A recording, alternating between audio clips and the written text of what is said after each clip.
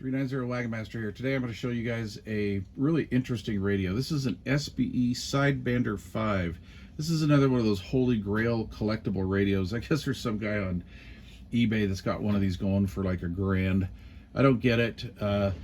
Not really sure what's going on with this, but I do know that apparently people like them because, or are looking for them because this is featured in the hit, I guess you could say, TV series, the A-Team. This was up in the overhead console of the A-Team van, and of course we know Mr. T was behind the wheel, and this mode switch here needs Mr. T to turn it. But anyway, I'll get into that in a minute.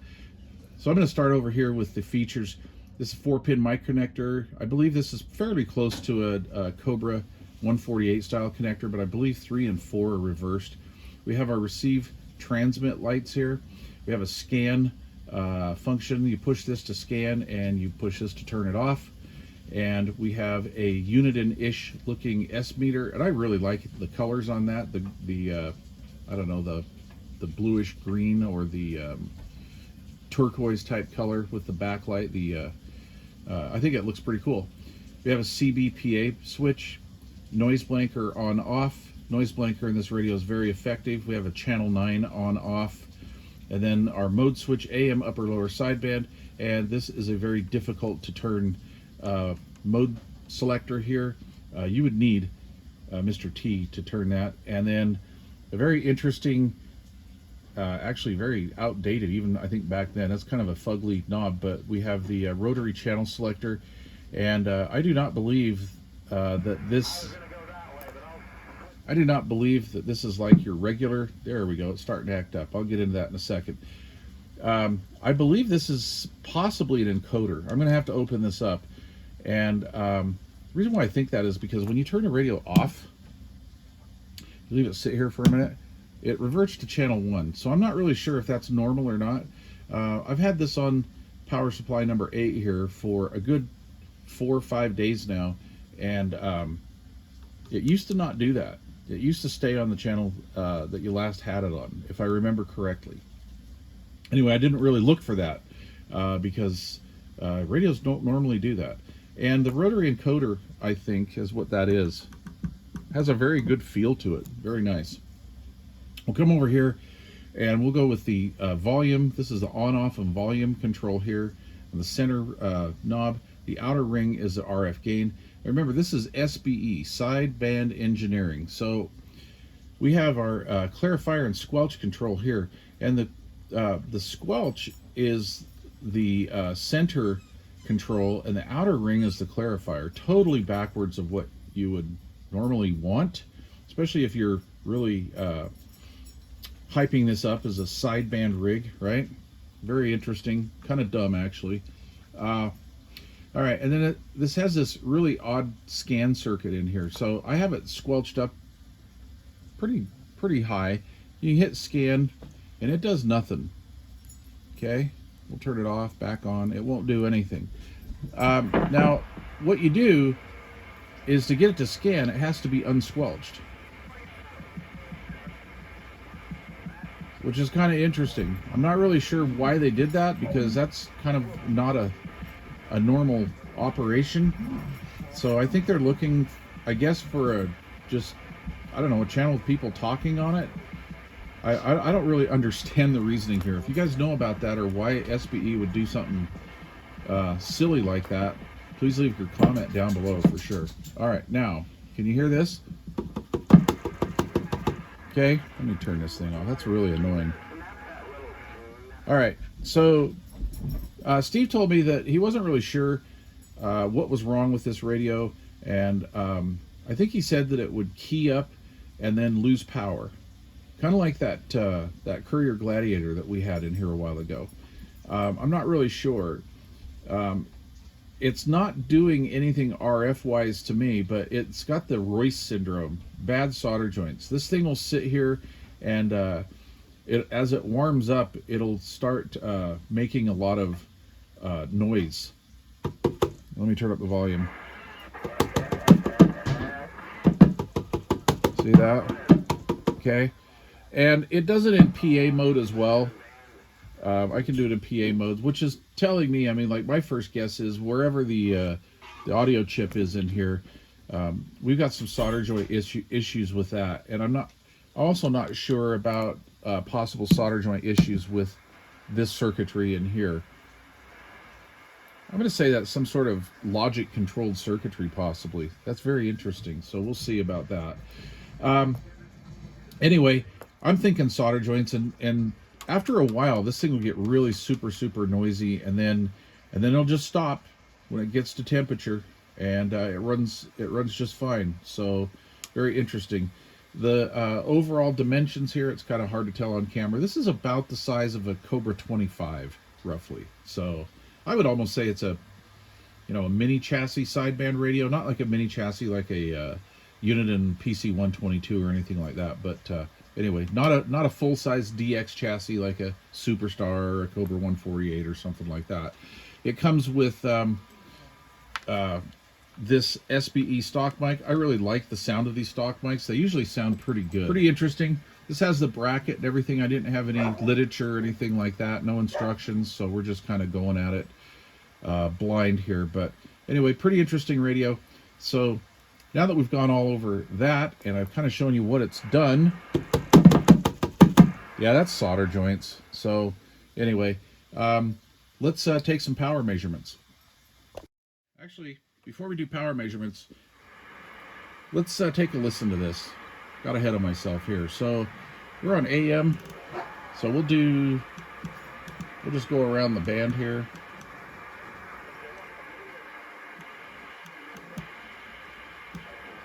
Kind of has a high noise floor on AM. Very Midland sounding. That's kind of what that reminds me of.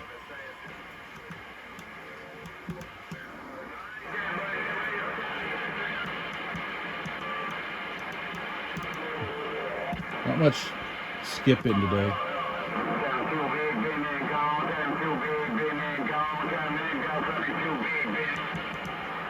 The meter deflects, which is kind of annoying. Again, kind of acts like a Royce, right? Let's see here. Let's go to sideband. Get Mr. T in there to change modes. Now, sideband has a pretty decent receive. See if everybody's being nice here.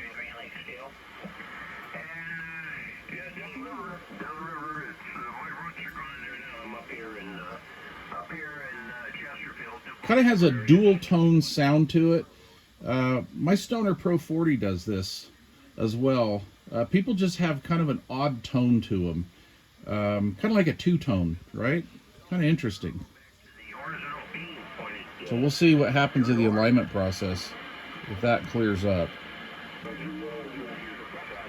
I don't know if it shows up on camera. It's off frequency. This radio is locked.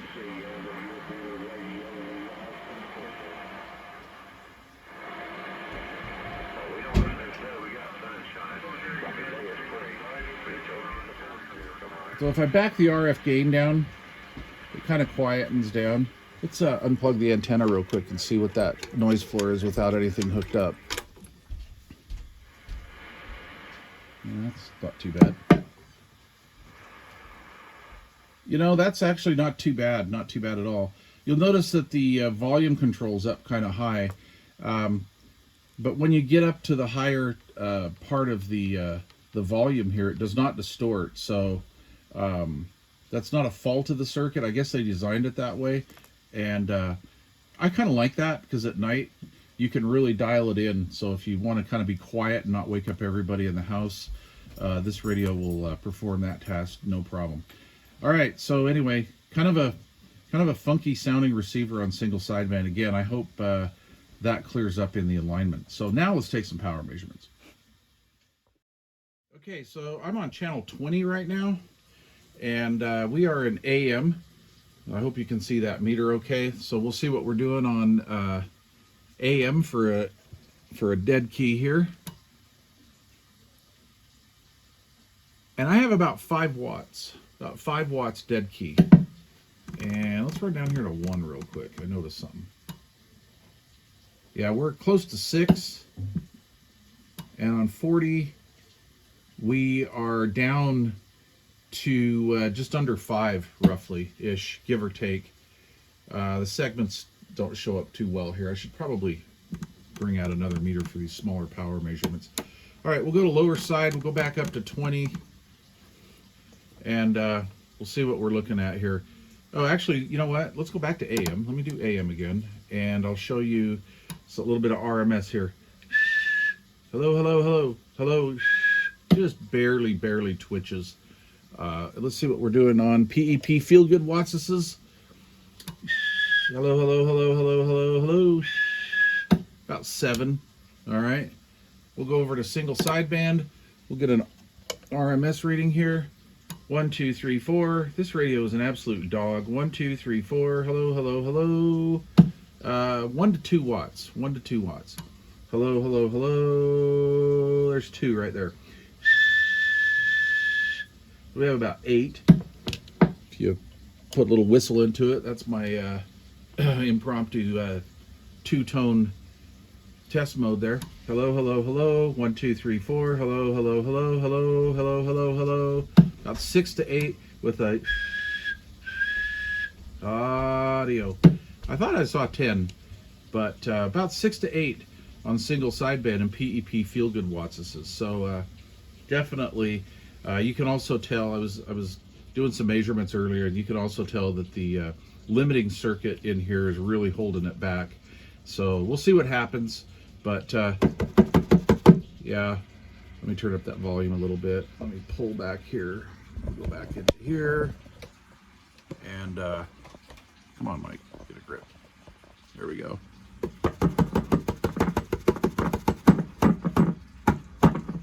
Oh yeah. Anyway, you know, I've seen back in the day, I've seen radios do this. We'd pull them out of a trucker's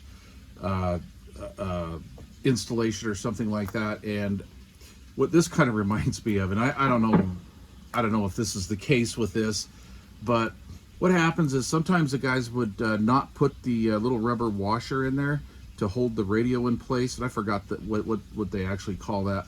But so what they would do is omit that washer and then put the bracket on raw, metal to metal pretty much, and then, you know, get some pliers or something and crank this bracket down, right? And what would happen is it would actually, because the audio chip was on the side, it would actually pull the audio chip kind of away from the board a little bit. And after all that vibration and everything, it just creates bad solder joints. This is kind of what that reminds me of, but I'm not going to know anything till I tear into it. I've been dying to take the screws off of this thing and get into this thing and show you what it looks like. One last thing here, I'll show you the rear panel. Really clean radio. So before I start getting into this, I'll wrap this up in plastic and do that. I don't use tape, any kind of tape on the faces of these radios. I don't like to leave residue behind. Anyway, there's the rear of it. Pretty darn quality wire actually that came with it. Really quality wire. We'll clean this up. I don't know really what's going on there other than it's just kind of scrubbly looking. But yeah, here's the rear panel of it, and it's very clean. It doesn't really have any oxidation on it or anything.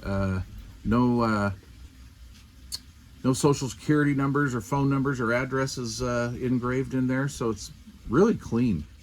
This is a nice little unit. It's very, very clean. It does have a slight bit of scuffing here on the top, but no real big deal. We're just going to leave that alone. But it's a clean rig. Thanks again there, Mr. 597. You're a good man. All right, so this will be part 1 on this radio, and so stay tuned for a part 2, possibly a 3. I'm not really sure, but we're going to bite into this and we'll see what's happening with it. All right, please leave questions or comments down below, and thanks for watching.